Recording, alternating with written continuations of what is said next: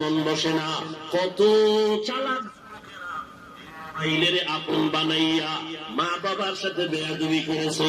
এই মোবাইলটারে কলিজার আপন বানাইতে গিয়া আলেম মুরব্বী শিক্ষকের সাথে বেয়াদবি করেছে। অনেক যুবকের